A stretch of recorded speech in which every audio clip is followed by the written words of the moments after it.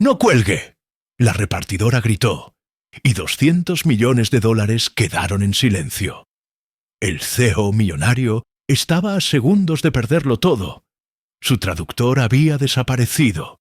Los inversionistas gritaban en mandarín, y nadie, absolutamente nadie, imaginaba que la voz que salvaría el contrato no vendría de la mesa, sino de la puerta. Porque cuando ella habló, no solo cambió una negociación, se rompió una jerarquía entera en tiempo real. Antes de seguir, deja en los comentarios tu país y tu ciudad, suscríbete al canal y ahora sí, disfruta esta maravillosa historia. El teléfono del CEO sonó otra vez, y esta vez no fue solo un timbre. Fue como si el edificio entero lo estuviera acusando. Yo lo vi con mis propios ojos. Bueno, lo vi por una rendija, porque a mí ni siquiera me correspondía estar ahí. Pero cuando escuché esa voz al otro lado, rápida, dura, con un idioma que parecía cortar el aire, supe que algo grande se estaba rompiendo. Ethan Caldwell, el millonario que todos admiraban desde lejos, caminaba de un lado a otro en su oficina del piso 41 en una torre de vidrio en Chicago, con el saco abierto, la corbata floja y los nudillos blancos de tanto apretar el celular. En el altavoz, un hombre hablaba en mandarín con una furia que no dejaba respirar. Yo entendí palabras sueltas como incumplimiento, penalización, lunes, y el número que lo cambió todo, 200 millones. El traductor oficial ya no estaba, nadie contestaba.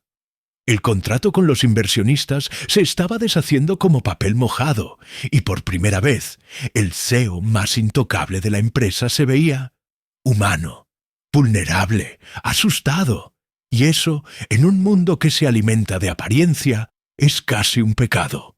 Abajo, muy abajo, la historia era otra.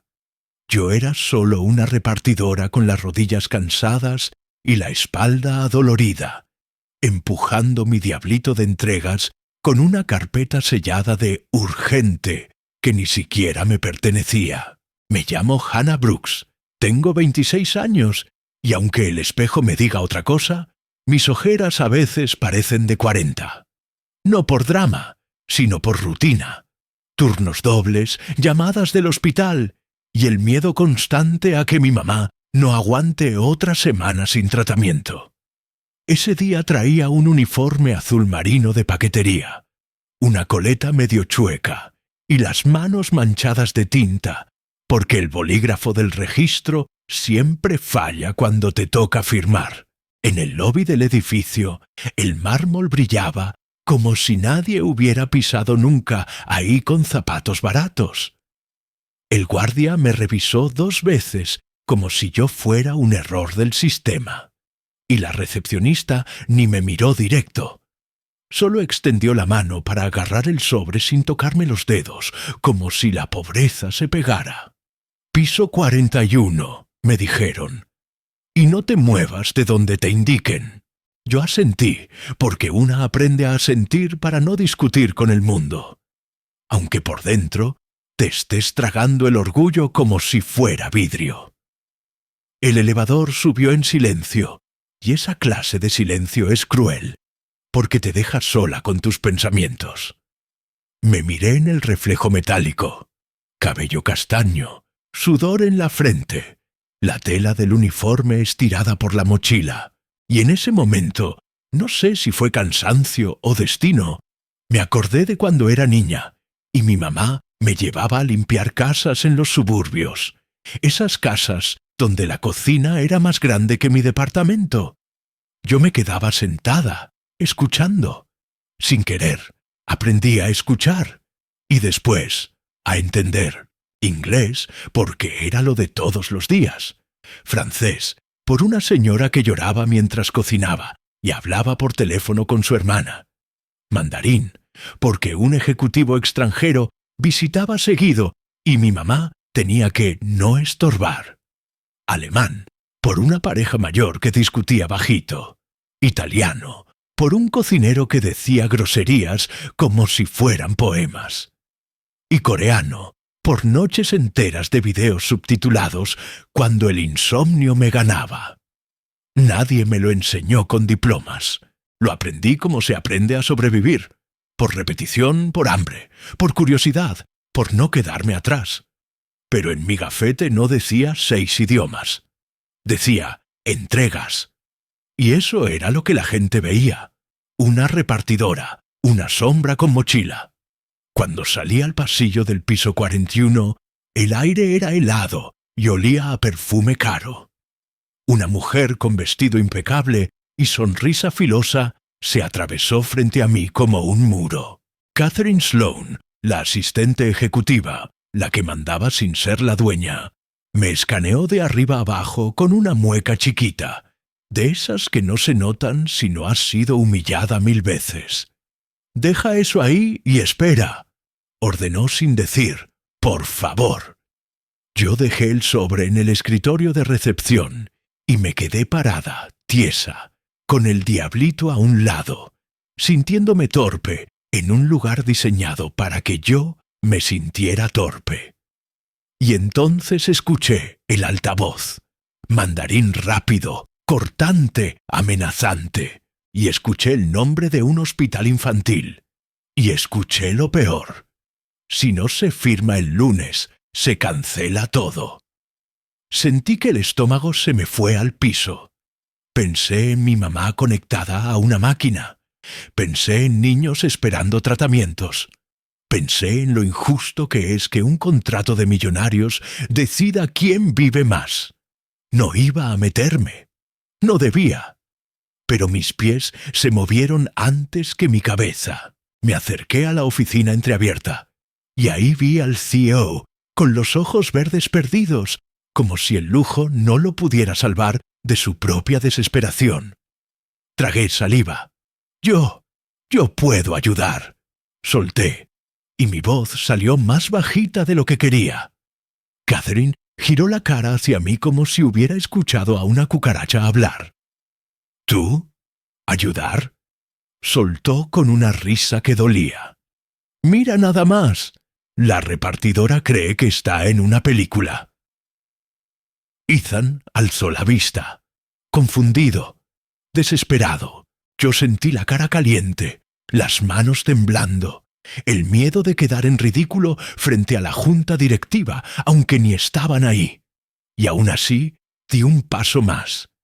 Porque en ese segundo, la humillación no fue lo peor. Lo peor fue pensar que yo me iba a quedar callada otra vez. Y mientras el mandarín seguía tronando en el altavoz, Catherine se cruzó de brazos, lista para verme fallar, y Ethan susurró con la voz rota. «Si de verdad entiendes, demuestra». Pero ¿qué iba a pasar cuando yo abriera la boca y todos confirmaran que solo era una repartidora soñando demasiado alto? Yo pensé que lo peor ya había pasado cuando salí de aquella sala de videollamada, con las manos todavía temblando y el corazón queriendo salirse por la garganta. Porque sí, el contrato seguía vivo, los inversionistas ya no gritaban, y el CEO millonario, Ethan Caldwell, me miraba como si acabara de ver un fantasma con uniforme de repartidora. Pero en este mundo, cuando algo sale bien, demasiado rápido, casi siempre viene la factura escondida. Me dejaron en un cubículo chiquito, junto a una ventana que no se abría, con una credencial temporal colgando de mi cuello como si fuera un chiste. Pasaban ejecutivos con trajes finos, olían a perfume caro y a prisa, y me miraban de reojo. ¿Quién es ella? ¿Por qué está aquí? ¿Qué hace una repartidora metida en el piso de arriba? Yo intentaba concentrarme en papeles, en términos, en traducciones, en números. Pero el aire estaba raro, como cuando sabes que alguien te está sonriendo por delante y afilando el cuchillo por detrás. Brittany Pierce, la asistente ejecutiva, caminaba por ahí como dueña del lugar, con su taconeo exacto, su cara perfecta y esa sonrisa que parecía amable solo si no escuchabas el veneno. No me gritó. Eso habría sido demasiado obvio. Solo se inclinó cuando nadie más estaba cerca y me soltó, despacito, como quien te deja caer una piedra en el estómago. Disfrútalo, porque no va a durar. Y yo, que vengo de correr bajo lluvia con paquetes y de pasar noches sin dormir cuidando a mi mamá, pensé que ya estaba acostumbrada a las amenazas. Pero no, esa frase se me pegó en la piel, porque sonaba a verdad. Sonaba a alguien que ya había decidido que yo no merecía estar ahí. Y en ese momento entendí algo. Yo no estaba compitiendo por un trabajo. Estaba compitiendo por un lugar en un mundo que no perdona que una persona sin título se atreva a brillar. Los días siguientes fueron un torbellino raro. Por un lado, Ethan me pedía apoyo para llamadas, documentos, correos con socios de afuera. Por el otro, la oficina parecía cerrarse como un puño. En juntas pequeñas, yo hablaba lo mínimo para no molestar, y aún así sentía el juicio en las miradas. Una parte de mí quería volver a ser invisible, porque ser invisible duele, pero ser vista en un lugar que no te quiere ahí duele peor. La pequeña recompensa de esos días fue descubrir que no estaba sola del todo. Kevin Brooks, un analista joven, me hablaba normal, como si yo fuera una persona y no un error del sistema. Un día me vio batallando con una tabla llena de cifras y me dijo bajito: «Si quieres, te explico cómo lo presentan en la junta. No es por inteligencia, es por formato. A veces el que habla más bonito gana». Y me dio risa, una risa chiquita, casi culpable, porque era cierto. Me explicó en qué se fijaban, qué palabras activaban a los directivos, qué frases evitaban ruido. Yo escuchaba, anotaba y por primera vez pensé: tal vez sí puedo aprender esto. Tal vez mi talento no solo sirve para traducir, tal vez también puedo entender el juego. Esa idea me dio un poquito de aire, pero el aire duró poco. 3 semanas después, Ethan convocó una presentación con la junta directiva para mostrar avances del contrato y proponer expansión internacional. Me pidió que hablara de oportunidades y riesgos culturales, porque, según él, yo había entendido cosas que nadie con traje vio venir. Yo me preparé como si me estuviera jugando la vida, porque, en cierto modo, era verdad. La noche anterior me quedé despierta en la mesa de la cocina, con café barato, hojas impresas y el sonido de la máquina de diálisis de mi mamá, como un recordatorio constante de por qué no podía fallar. Y aún así, mientras subrayaba, una parte de mí susurraba: ¿y si solo fue suerte? ¿Y si mañana se dan cuenta de que no pertenezco? ¿Y si Brittany tenía razón? La sala de juntas estaba en el último piso, con una vista que parecía película. Manhattan abajo, helicópteros lejos, cristal por todos lados. Ahí adentro olía a madera pulida y a decisiones frías. 6 personas se sentaban como si fueran estatuas. Rostros serios, manos cruzadas, ojos que no parpadeaban. Ethan estaba a mi lado, tenso pero firme. Kevin estaba más atrás, con su laptop lista. ¿Y Brittany? Brittany sonreía. No la sonrisa corporativa para saludar, no. Una sonrisa tranquila, segura, como quien ya vio el final. Yo empecé mi presentación. Al principio la voz me tembló, sí, pero luego encontré ritmo. Hablé de mercados, de cultura de negociación, de cómo una mala traducción no solo cambia palabras, cambia intención. Vi a uno de los directivos asentir y sentí un mini triunfo en el pecho.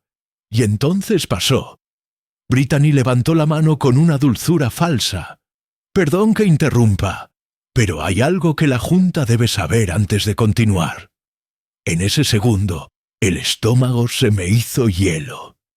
Sacó su laptop y proyectó una cadena de correos. Estos mensajes salieron de la cuenta de Mia Torres. Dijo, clara, tranquila, como si estuviera leyendo el clima. Contienen extractos de contratos, proyecciones internas, estrategias de negociación, enviados a direcciones externas. Yo miré la pantalla y no reconocí nada. No era mi forma de escribir, no eran mis horarios. Había archivos de áreas que ni conocía, pero a nadie le importaba mi cara de shock. En ese mundo, un correo en pantalla pesa más que una persona llorando. Yo intenté hablar. Yo no envié eso. Mi voz sonó chiquita, como si pidiera permiso para existir. Uno de los miembros de la Junta me miró con lástima, el otro con desprecio, otro con ese gesto de «ya lo sabía». Ethan se levantó. «Esto debe ser un error, ella». Y el presidente de la Junta lo cortó con la mano. «Los negocios son negocios». Esa frase cayó como martillo. Brittany, con su voz de terciopelo, remató. Quizá alguien le ofreció dinero. Quizá no entendió la gravedad. Pero el daño está hecho. Yo sentí vergüenza. Una vergüenza caliente, injusta, como si me hubieran desnudado frente a todos. Quise gritar, quise romper algo, quise que alguien, aunque fuera por un segundo, pensara, ¿y si es inocente? Pero lo que vi fue miedo, porque creerme significaba admitir que el sistema podía equivocarse. Y el sistema odia admitir errores. Salí de ahí sin llorar. Todavía. Caminé por el pasillo con la espalda recta, como me enseñó la vida cuando no quieres que te rematen. Pero cuando llegué al elevador, se me aflojaron las piernas. En el lobby, el guardia me quitó la credencial como si yo fuera contagiosa. La gente evitaba mi mirada. Y ahí vino la parte más sucia de la injusticia. No solo te quitan el trabajo, te quitan la versión de ti que estaba empezando a creer que sí podía. Afuera, la ciudad seguía igual. Taxis, luces, ruido, gente corriendo. Pero yo me sentía como si me hubieran apagado el mundo. Caminé sin rumbo, con la garganta apretada, recordando cada palabra que Brittany me dijo. Cada mirada que me atravesó, cada gracias que parecía falso. Llegué a casa ya de noche. Mi mamá me vio y no preguntó primero. Me abrazó. Y ahí sí, se me rompió todo. Lloré por la humillación, por la injusticia, por haber sido tan ingenua. Lloré por ese contrato, por ese edificio, por haber pensado que mi don valía más que un apellido o un diploma. Cuando pude respirar, mi mamá me agarró la cara con sus manos cansadas y me dijo con una calma que me dio miedo. «Mija, ¿quién gana con verte caer?» Esa pregunta se me metió directo en la sangre, porque tenía razón. Esto no era un error, era un ataque. Y si era un ataque, había huellas. Correos tienen horas, direcciones, rastros. Alguien tuvo que tocar mi cuenta. Alguien tuvo que entrar donde yo no podía. Me quedé viendo el techo, con el corazón todavía hecho pedazos, y aún así sentí algo nuevo. No esperanza bonita, no, una rabia fría, inteligente, de esas que no gritan, pero planean.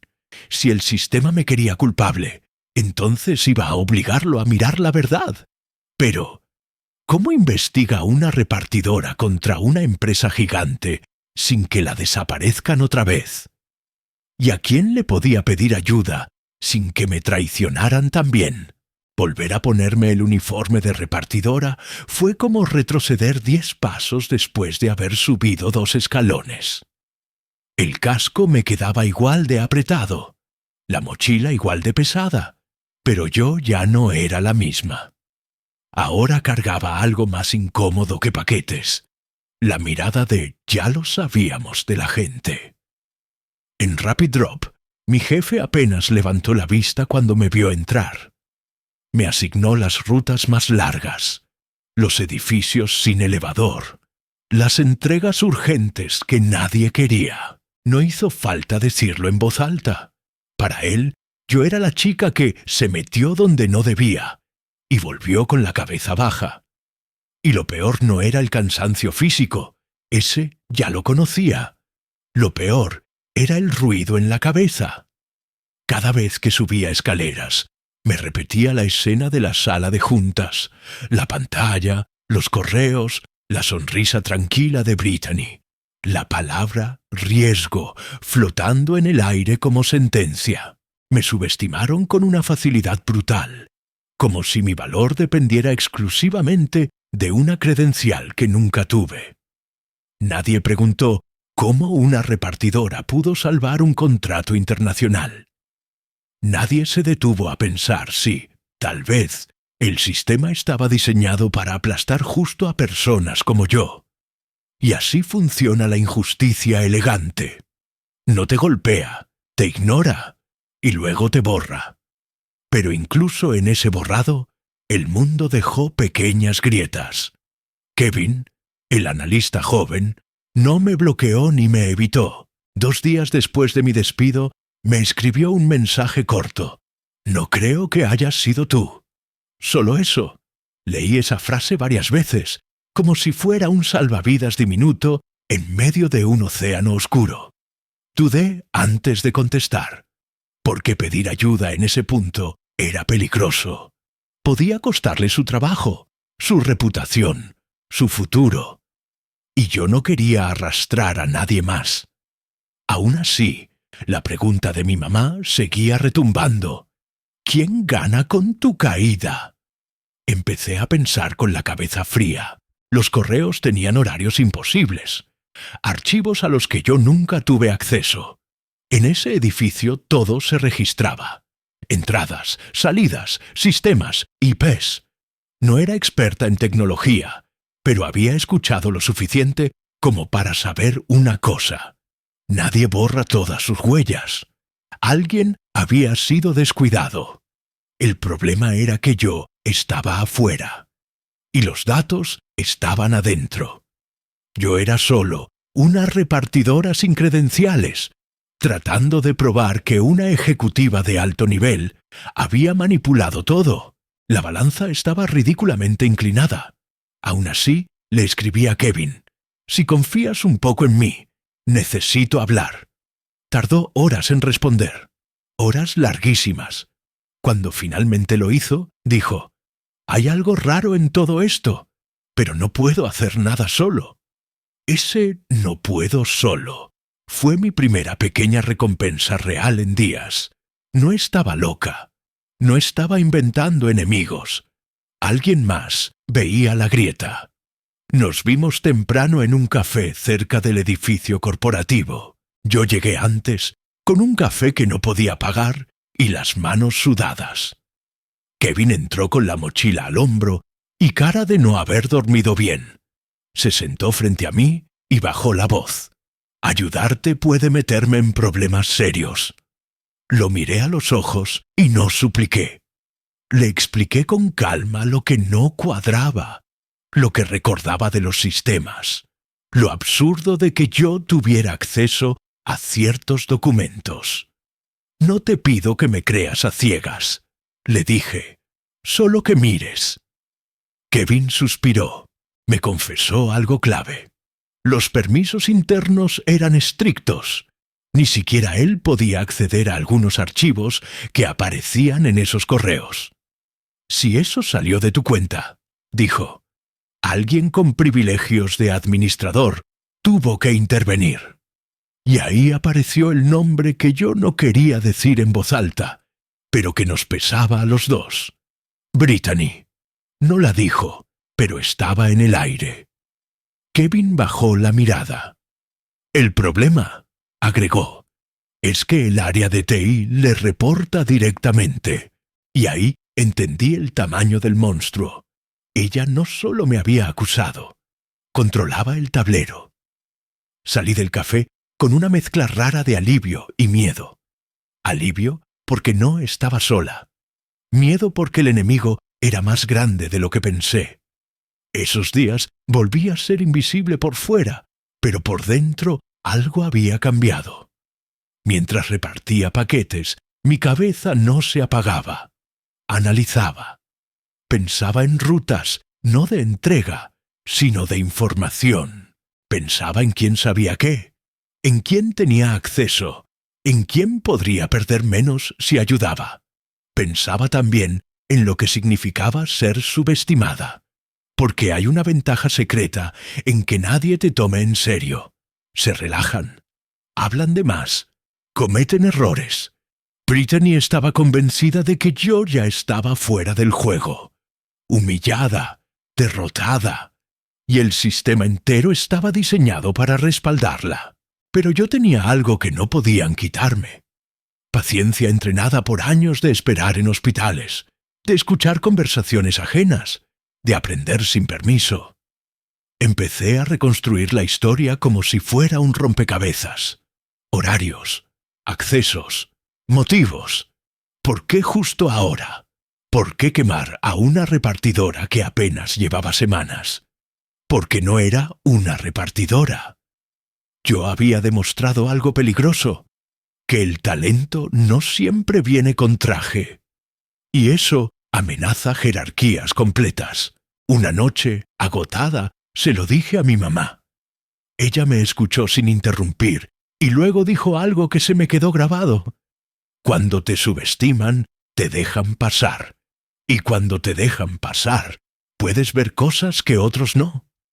Esa frase me enderezó la espalda. No sabía todavía cómo, pero supe que no iba a quedarme llorando en la banqueta. La oportunidad llegó antes de lo esperado.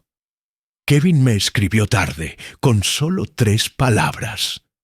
«Tengo a alguien». Nos vimos en su departamento esa misma noche. Ahí estaba un chico de sudadera y lentes, callado, con una laptop abierta y la mirada inquieta. «No puedo involucrarme oficialmente», dijo sin rodeos, «pero revisé algo». Mi corazón empezó a latir más rápido. Me explicó, rápido y técnico, que había inconsistencias, IPs que no coincidían con mis horarios, accesos nocturnos cuando yo no tenía credenciales activas, descargas masivas desde una sola estación de trabajo. No me dio pruebas en papel, no podía, pero me dio algo igual de valioso, dirección. «Esto no fue torpeza», dijo, «fue planeado». Salí de ahí con las piernas temblando, pero con la cabeza clara. Ya no era solo intuición, había datos, había rastro, y sobre todo, había una verdad incómoda. Alguien dentro estaba traicionando a la empresa y me había usado como cortina de humo. Yo seguía siendo, oficialmente, la repartidora despedida sin credenciales, la que nadie iba a escuchar, la que no pertenecía. Pero ahora tenía una misión que iba más allá de limpiar mi nombre. Si me quedaba callada, Brittany ganaba y el sistema seguía intacto. Si hablaba, me exponía a demandas, a más humillación, a quedarme sin nada. Me senté en mi cama esa noche, mirando el techo, con el ruido de la ciudad entrando por la ventana. Pensé en rendirme. Pensé en aceptar que así es el mundo. Y luego pensé en algo más simple. Yo no hice nada malo. Y si no hice nada malo, no tenía por qué vivir como culpable. Me levanté y tomé una decisión que me dio miedo solo de pensarla.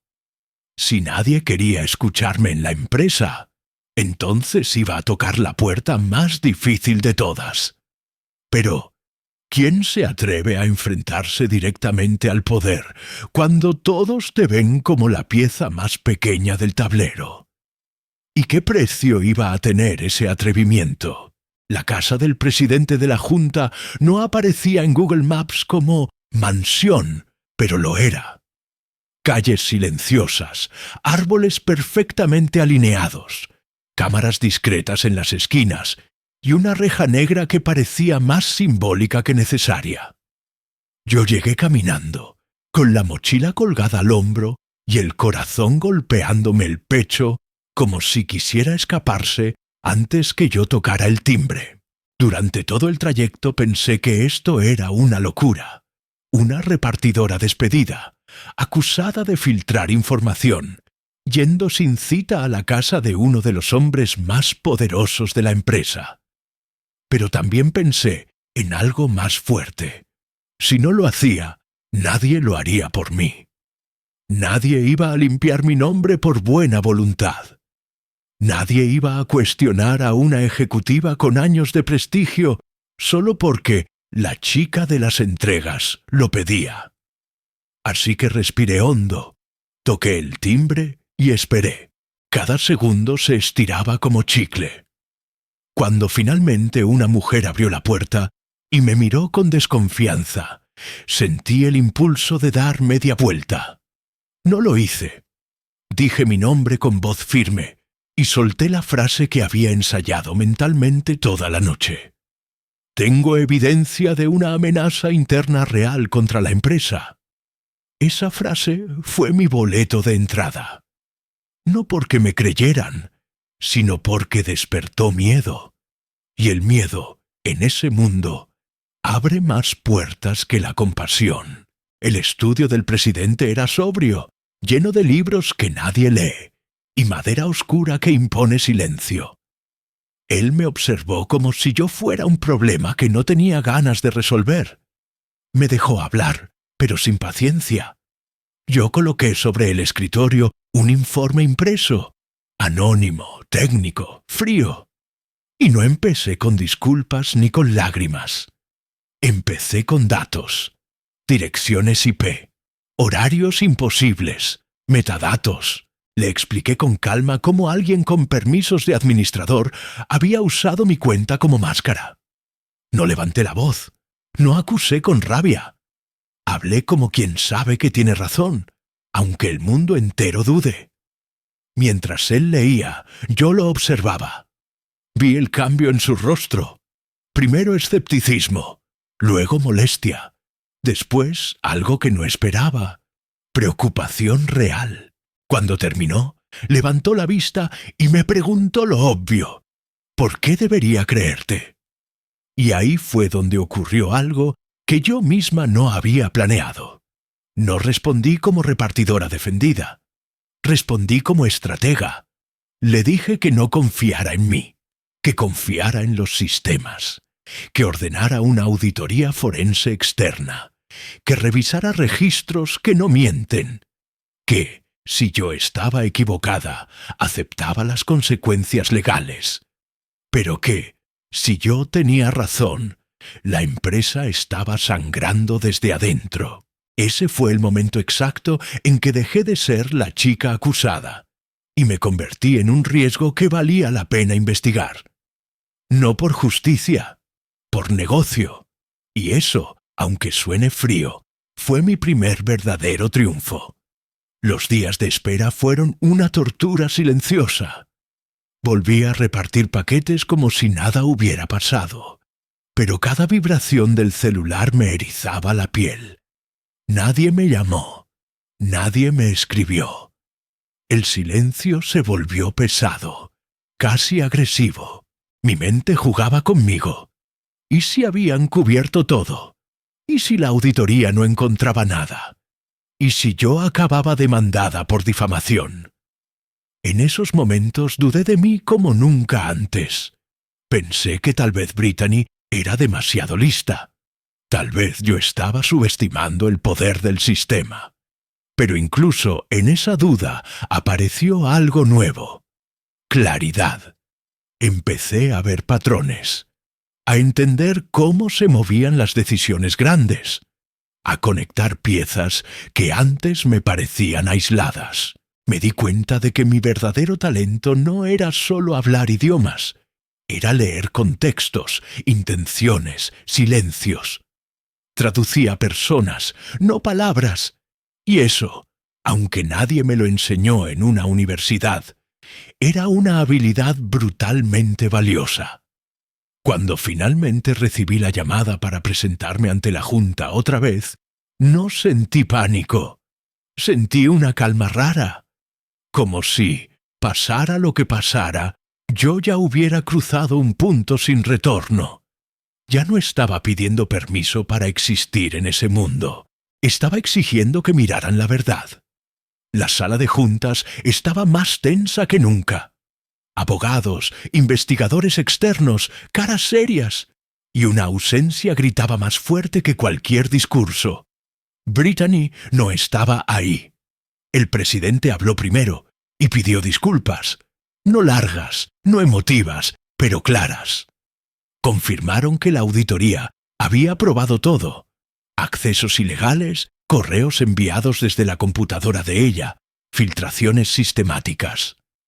Mientras escuchaba, sentí algo extraño. No euforia, no venganza. Sentí alivio y algo más profundo: validación. Todo lo que yo había intuido, todo lo que nadie quiso escuchar, era cierto. Cuando dijeron que Brittany había sido arrestada esa misma mañana, pensé que debería sentir satisfacción. No la sentí. Pensé en lo fácil que había sido para ella destruirme, en lo frágil que había sido mi posición. Y entendí que esto iba más allá de una persona mala. Era un sistema que protege hacia arriba y aplasta hacia abajo. Entonces ocurrió la verdadera virada. El presidente me ofreció un puesto ejecutivo, no como favor, como corrección. Me habló de liderazgo, de visión, de talento poco común. Yo escuchaba y, por dentro, la repartidora que fui se quedaba en silencio absoluto. Acepté, sí, pero puse una condición: programas de oportunidad real para gente sin credenciales tradicionales, becas, puertas abiertas, no caridad, acceso. En ese momento vi algo cambiar en la sala. Algunos se incomodaron, otros asintieron. Yo no estaba pidiendo permiso, estaba rediseñando el juego. Y mientras firmaba los papeles con una mano que ya no temblaba, pensé en lo irónico de todo. Mi talento oculto nunca fue secreto, solo fue ignorado. Ahora estaba expuesto, y con él venía algo más grande, porque si yo había llegado hasta ahí, no era para quedarme callada, era para subir y arrastrar cambios detrás. Pero eso apenas comenzaba. ¿Cómo reacciona un mundo que siempre te subestimó cuando descubre que ya no puede controlarte? La noticia corrió por el edificio antes de que el ascensor llegara al último piso. No fue un comunicado oficial ni un correo corporativo. Fue peor. Fue ese murmullo nervioso que se filtra por los pasillos cuando algo grande se rompe por dentro. Yo lo sentí desde que crucé el lobby. Las miradas ya no eran de desprecio, sino de incomodidad. Nadie sabía exactamente qué decirme. Ya no era la repartidora invisible, pero tampoco encajaba todavía como ejecutiva. Estaba en ese punto raro donde el sistema no sabe si atacarte o fingir que siempre te apoyó. Cuando entré a la sala donde me esperaban los investigadores y parte de la junta, vi el rostro de Ethan, el CEO, pálido pero firme. Y entonces, como si el universo quisiera subrayar el momento, la puerta lateral se abrió. Brittany entró escoltada por 2 personas de traje oscuro. Ya no llevaba tacones de poder ni sonrisa afilada. Su postura seguía recta, sí, pero algo en sus ojos había cambiado. No era miedo todavía, era incredulidad. El tipo de incredulidad que tiene alguien que jamás pensó que el sistema pudiera volverse contra ella. Ese fue el verdadero choque. No el arresto, no las pruebas. El choque fue darse cuenta de que la repartidora subestimada había aprendido a hablar el idioma del poder mejor que ella. Cuando el presidente de la Junta empezó a leer los hallazgos de la auditoría, Brittany intentó intervenir. No gritó, no perdió la compostura. Usó el mismo tono que tantas veces había usado para aplastarme a mí. Condescendiente, seguro, casi aburrido. Debe haber un error de interpretación, dijo. Los sistemas son complejos. Cualquiera con conocimientos técnicos puede manipular registros. Yo no dije nada. No hacía falta. Los investigadores mostraron gráficos, horarios, correlaciones. Demostraron que los accesos venían siempre del mismo equipo, de la misma red, en los mismos intervalos. Cuando mencionaron las reuniones documentadas con una empresa competidora, vi cómo el color se le iba del rostro. Brittany me buscó con la mirada por primera vez, de verdad. Ya no como estorbo, ya no como intrusa, sino como amenaza real. Ese segundo fue incómodo para todos, porque en su cabeza yo no podía haber llegado hasta ahí sola. El sistema siempre asume que alguien como yo necesita padrinos. No podía aceptar que mi fuerza había sido observar, escuchar y no subestimar a nadie. Cuando el investigador dijo la palabra fraude continuado, Brittany soltó una risa corta, nerviosa. «Esto es absurdo», murmuró. Pero ya nadie la estaba escuchando. El poder se le estaba escurriendo de las manos, y ella no tenía idioma para traducir esa caída. El momento más duro no fue cuando confirmaron su despido inmediato, ni cuando mencionaron cargos legales. El momento más duro fue cuando Ethan habló. No levantó la voz. No fue teatral. Solo dijo, «Confié en ti durante años y subestimé a alguien que tenía el talento para salvar esta empresa». Brittany lo miró como si no lo reconociera, porque en su mundo el CEO millonario siempre protege a los suyos, y ella se creía de los suyos. Me miró otra vez, con rabia ya sin filtro. «Tú no perteneces aquí», me soltó, casi escupiendo las palabras. El silencio fue total. Yo respiré hondo. Sentí el impulso de responder con orgullo, con ironía, con todo lo que me había guardado. No lo hice. Solo dije algo simple, algo que no esperaba. Eso pensaste, y por eso perdiste. No fue una frase heroica. Fue una verdad incómoda. Porque el verdadero choque para ella no era perder el trabajo. Era entender que su error no fue técnico ni estratégico. Fue humano. Subestimó a alguien por su origen, y ese tipo de error no se corrige con poder. Después de que se la llevaron, la sala quedó pesada, como si hubiera pasado un huracán silencioso. Nadie celebró. Nadie aplaudió, porque todos entendieron algo que no se dice en voz alta. Si el sistema pudo equivocarse así de fuerte una vez, puede volver a hacerlo. El presidente de la Junta habló de revisar procesos, de aprender de lo ocurrido. Palabras bonitas. Yo asentí, pero por dentro sabía que el aprendizaje real iba a doler más. Ethan se me acercó cuando terminó todo. Tenía los ojos húmedos. «No supe verte a tiempo», me dijo. Yo lo miré sin rencor. Lo importante es que decidió escuchar cuando aún se podía. Ese fue otro pequeño giro. No todos los antagonistas son villanos absolutos. Algunos solo reaccionan tarde. Brittany, en cambio, se fue sin mirar atrás, escoltada, derrotada no solo por pruebas, sino por algo peor, la pérdida total de control.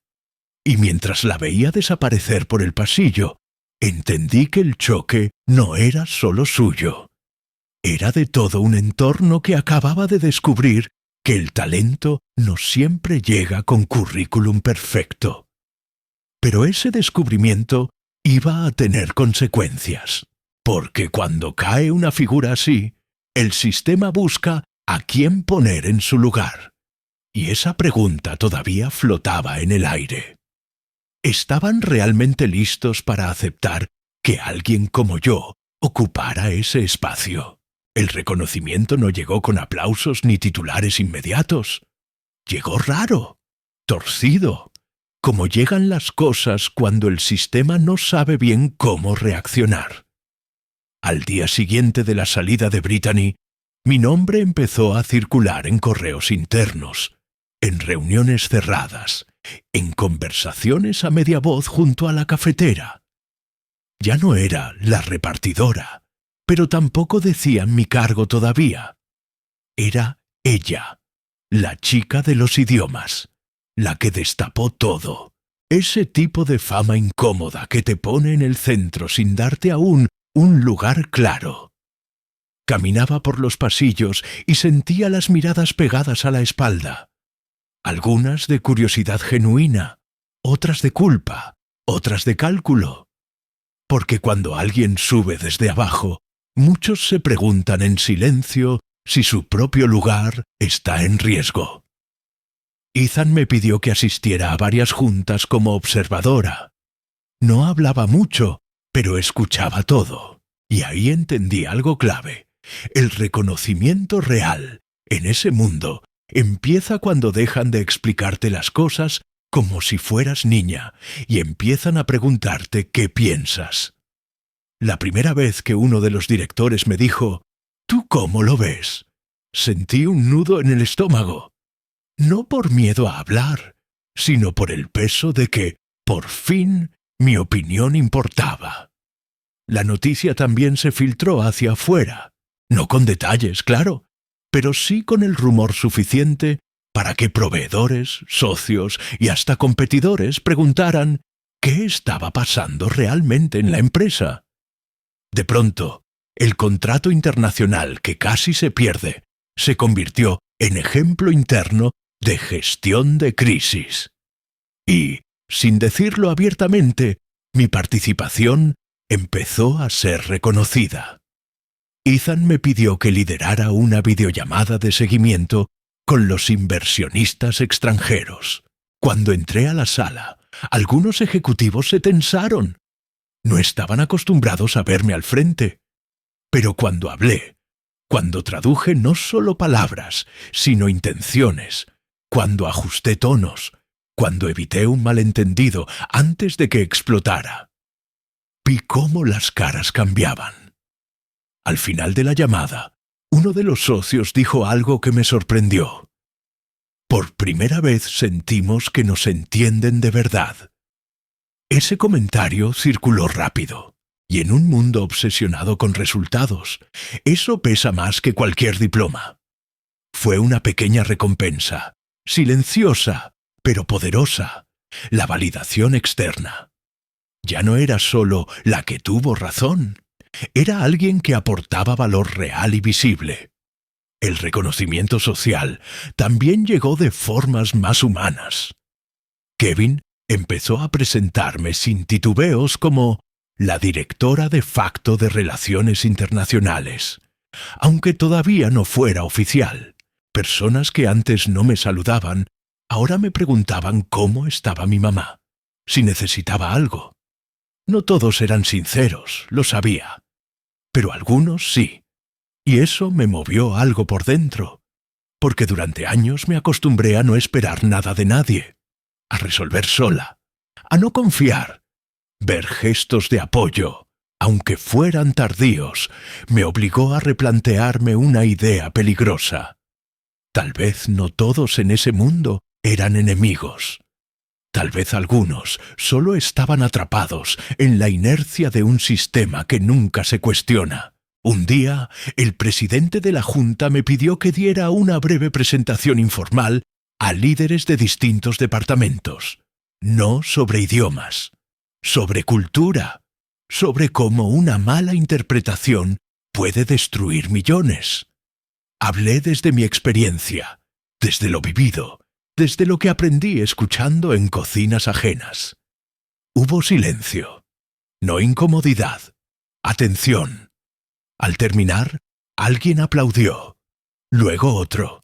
No fue estruendoso, pero fue honesto. Y ahí sentí algo que nunca había sentido en un entorno profesional: pertenencia. Fuera del edificio, la historia empezó a tomar otra forma. Un pequeño artículo en un medio de negocios mencionó una colaboradora clave sin formación tradicional que ayudó a salvar una negociación crítica. No decía mi nombre, pero yo supe que era yo. Mi mamá lo leyó 3 veces con los lentes torcidos y sonrió como si hubiera ganado la lotería. «¿Ves?», me dijo, «no estabas loca». Esa frase me aflojó algo en el pecho que llevaba años apretado. El reconocimiento social no me convirtió en alguien distinta. Me permitió ser quien siempre fui sin tener que esconderlo. Empecé a hablar más en juntas, a proponer cambios, a señalar riesgos que otros no veían. Y lo más importante, empecé a ser escuchada sin que tuviera que demostrar el doble. Aún así, no todo era celebración. Había resistencia, murmullos, gente que pensaba que esto era una excepción emocional, una corrección temporal por culpa. Yo lo sentía. Y sabía que el reconocimiento, si no se consolidaba con estructura, se evapora. Por eso, cuando Ethan me llamó a su oficina y me dijo que la Junta estaba considerando formalizar mi rol, entendí que venía el siguiente nivel. El reconocimiento social es frágil. Puede subirte o exponerte. Y yo estaba a punto de descubrir si ese respeto recién ganado era real o solo una pausa antes de la siguiente prueba. Porque ser reconocida es una cosa, ascender es otra muy distinta. Estaba lista la empresa, y yo misma, para dar ese paso sin vuelta atrás. La ascensión no fue un anuncio con confeti ni un brindis elegante. Fue una conversación tensa, a puerta cerrada, donde cada palabra pesaba más que los silencios. El presidente de la Junta me miró directo y dijo algo que todavía recuerdo con claridad incómoda. «Si formalizamos esto, no hay marcha atrás». No hablaba solo del puesto. Hablaba del sistema, de lo que implicaba colocar a alguien como yo, sin pedigrí corporativo, sin diploma colgado en la pared, en una posición donde las decisiones cambian rumbos, mueven millones y dejan huellas. Yo asentí sin sonreír, porque entendí el verdadero costo de subir. Ya no basta con tener razón. Hay que sostenerla todos los días, frente a personas que no quieren que estés ahí. La votación fue rápida, casi brusca. Un sí firme, 2 sí cautelosos, 1 abstención. Suficiente. El cargo quedó claro. Directora de Relaciones Internacionales, con autonomía para formar equipo y rediseñar procesos. Cuando salí de esa sala, el pasillo parecía distinto. No más grande, no más bonito. Distinto porque yo ya no lo recorría pidiendo permiso. Y aún así, sentí vértigo. Porque subir tan rápido te deja sin barandal. Nadie te enseña cómo respirar cuando pasas de invisible a visible en cuestión de semanas. El primer día en el nuevo rol fue una prueba silenciosa. Llegué temprano, con la misma blusa blanca y los pantalones negros de siempre. Podría haber comprado un traje caro, pero no quise. No era rebeldía, era claridad. Necesitaba sentir los pies en la tierra. Entré a la oficina asignada, amplia, luminosa, con vista a la ciudad, y me quedé unos segundos mirando por la ventana. Desde ahí arriba, las calles parecían líneas ordenadas, casi tranquilas. Pensé en mi motocicleta, en las escaleras sin elevador, en los paquetes urgentes. Pensé en mi mamá y me prometí algo. Si iba a ocupar ese espacio, no sería para convertirme en una versión pulida de lo que siempre me excluyó. Empecé convocando a gente que nadie esperaba. Kevin fue el primero, no por lealtad ciega, sino por competencia probada. Luego, perfiles mixtos, expertos con años de experiencia y talentos jóvenes sin trayectoria perfecta, pero con hambre real. La resistencia fue inmediata. Correos pasivo-agresivos, preguntas disfrazadas de preocupación, advertencias sobre riesgos reputacionales. Yo escuché todo y respondí con trabajo, con resultados, con acuerdos cerrados sin fricción, con conflictos culturales evitados antes de nacer. Cada pequeña victoria era una recompensa silenciosa que debilitaba el argumento de quienes querían verme fallar. La ascensión se volvió visible cuando los socios internacionales empezaron a pedir explícitamente que yo liderara las negociaciones. No era halago, era preferencia operativa. Con ella entendemos mejor, dijeron. Eso cambió el tono interno. El CEO me pidió acompañarlo a una cumbre en Toronto, con inversionistas de distintos países. En la mesa había traductores profesionales, consultores carísimos, presentaciones impecables. Y aún así, los momentos clave pasaban por mí. Ajustar una palabra, leer una pausa, traducir una intención. Cuando un desacuerdo amenazó con escalar, pedí 5 minutos. Expliqué el contexto cultural, propuse una reformulación y cerramos el punto. Al salir, uno de los ejecutivos me dijo en voz baja: «Esto nos ahorró semanas». Ahí entendí la magnitud del ascenso. Ya no se trataba de mi historia personal. Se trataba de impacto, de eficiencia, de valor medible. El respeto empezó a solidificarse, no por lástima ni por corrección moral, sino por resultados sostenidos. Y eso, en ese mundo, es la moneda más dura. Con el cargo vino una decisión que no estaba en ningún manual: usar el poder para abrir puertas, no para blindarlas. Propuse un programa interno de detección de talento atípico. No marketing, no discursos. Acceso real a mentoría, formación pagada, rotación en áreas estratégicas. La discusión fue dura.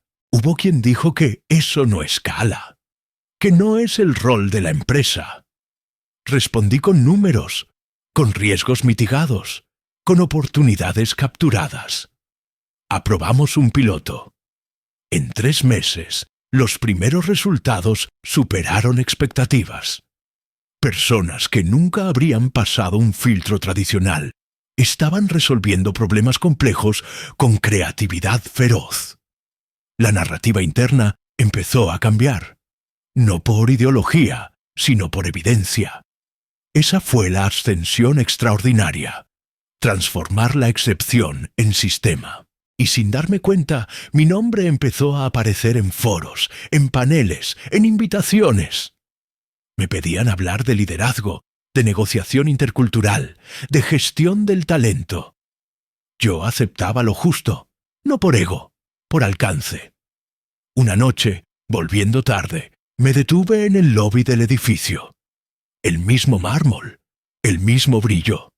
El guardia me saludó por mi nombre. Sonreí, agradecida, y seguí caminando. No sentí triunfo, sentí responsabilidad, porque subir cambia el paisaje, pero no borra el origen. Y ese origen, la mirada de desprecio, la subestimación, la injusticia, se convirtió en brújula. La ascensión no me quitó el miedo, lo ordenó. Me hizo más precisa, más paciente, más peligrosa para los errores cómodos. Y cuando el CEO me dijo que la empresa estaba lista para expandir operaciones con un enfoque verdaderamente global, supe que el siguiente paso ya no era interno, era hacia afuera. Porque una ascensión real no termina en un título. Empieza cuando lo que construyes deja huella más allá de las paredes que te vieron caer. ¿Qué pasa cuando una historia personal se convierte en modelo. ¿Y quiénes se incomodan cuando el cambio deja de ser discurso y se vuelve estándar?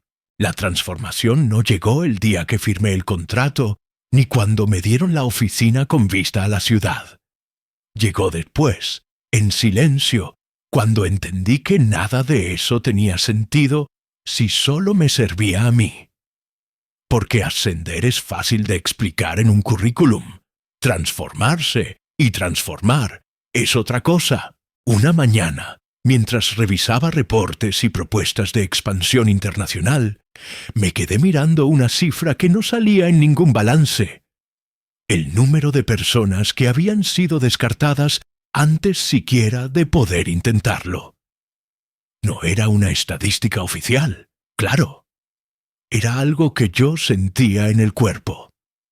Personas como yo, que aprendieron a sobrevivir antes que a presumir. Personas que no encajaban en moldes perfectos, pero que cargaban habilidades reales. Ahí entendí que mi historia no era extraordinaria porque yo fuera especial, sino porque el sistema había sido extraordinariamente ciego. Y eso era lo verdaderamente peligroso, porque un sistema que solo reconoce talento cuando viene empaquetado pierde oportunidades todos los días. Decidí entonces que mi trabajo no iba a ser solo cerrar contratos o evitar crisis culturales. Iba a ser dejar menos gente atrás. El primer cambio real fue interno, pero sus efectos se sintieron rápido afuera. El programa piloto de talento atípico se convirtió en política formal. Becas completas, mentorías pagadas, procesos de selección ciegos en etapas clave. No discursos bonitos en redes, estructuras que obligaban a mirar más allá del apellido y la universidad. Hubo resistencia, claro, siempre la hay, pero también hubo resultados. Proyectos rescatados por ideas inesperadas. Negociaciones destrabadas por alguien que entendía el contexto local porque lo había vivido. Cuando los números empezaron a reflejarlo, el debate se acabó. El CEO me lo dijo sin rodeos. Esto está cambiando la empresa más rápido de lo que pensé. Y yo asentí, porque sabía que no era solo la empresa, era la gente. Recibí correos de empleados que nunca me habían hablado. Historias de miedo, de silencios forzados, de talento escondido por vergüenza. No respondí a todos, pero leí cada uno, y cada historia reforzó la misma idea. Nadie se transforma solo. Siempre hay un contexto que empuja o que aplasta. La expansión internacional tomó un rumbo distinto. Ya no era solo abrir mercados, era entenderlos. Armamos equipos diversos, no por cuota, sino por lógica. Los socios lo notaron. Empezaron a replicar prácticas, a pedir asesoría, a preguntar cómo habíamos reducido fricciones culturales y aumentado confianza. Ahí fue cuando entendí el alcance global de algo que empezó con una humillación local. No era mi éxito, era una prueba viva de que cuando dejas de subestimar personas, los sistemas funcionan mejor. Fui invitada a foros, a mesas de trabajo, a conversaciones donde antes no habría entrado ni a servir café. Hablé de contratos, sí, pero también de humanidad aplicada a los negocios. De escuchar antes de traducir. De observar antes de decidir. Y cada vez que alguien me decía, nunca lo había visto así, sentía que algo se acomodaba en el mundo. No perfecto, no justo del todo, pero un poco menos torcido. Una noche, regresando a casa, pasé por una zona donde solía hacer entregas. Vi a una repartidora acomodándose la mochila, cansada, invisible para casi todos. Me detuve unos segundos. No bajé el vidrio para dar consejos ni para contarle mi historia. No hacía falta. Pensé en lo poco que separa a una vida de otra. Una puerta abierta, una persona que escucha, una oportunidad que no se niega por prejuicio. Pensé en mi mamá, ahora estable, cuidada, tranquila. Pensé en la joven que fui, aprendiendo idiomas sin saber que algún día serían puente y no solo escape. Y entendí algo simple. El verdadero impacto no es llegar arriba, es cambiar lo que significa arriba. Si el éxito sigue midiendo lo mismo, solo cambia quien ocupa el asiento. Pero si el éxito se redefine, entonces sí hay transformación. Hoy, cuando alguien nuevo entra a la empresa y me pregunta cómo logré llegar, no hablo de suerte ni de heroísmo. Hablo de atención, de trabajo, de no creerse el relato que te dice que no perteneces. Y también hablo de responsabilidad, porque subir no te hace mejor persona automáticamente. Te da la opción de serlo. Yo elegí usar esa opción para abrir espacios, para incomodar inercias, para demostrar que el talento no necesita permiso para existir. La historia que empezó con una llamada desesperada y una repartidora subestimada, terminó convirtiéndose en algo más grande que un contrato salvado. Se convirtió en una pregunta abierta que todavía resuena. ¿Cuántas oportunidades estamos perdiendo por mirar solo donde siempre miramos? Y si mañana te tocara a ti estar del otro lado, del lado de quien decide, ¿a quién escucharías primero? Si llegaste hasta aquí, dime algo. ¿Qué habrías hecho tú en mi lugar? No olvides darle me gusta, suscribirte y compartir esta historia.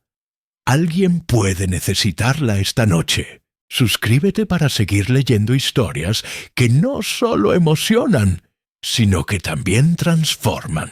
Esta historia no trata solo de un CEO, ni de un contrato millonario, ni siquiera de idiomas.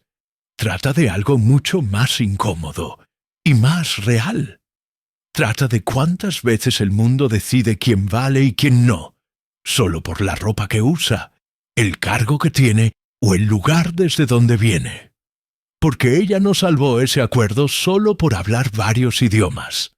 Lo salvó porque escuchó cuando otros ignoraban, porque se atrevió cuando nadie esperaba nada de ella, y porque no aceptó el papel de invisible que le habían asignado. Ahora dime tú, ¿alguna vez te subestimaron y aún así demostraste tu valor? ¿Has visto a alguien brillante ser ignorado solo por no encajar? ¿Qué habrías hecho tú en su lugar? ¿Callarte o hablar aunque todo estuviera en tu contra?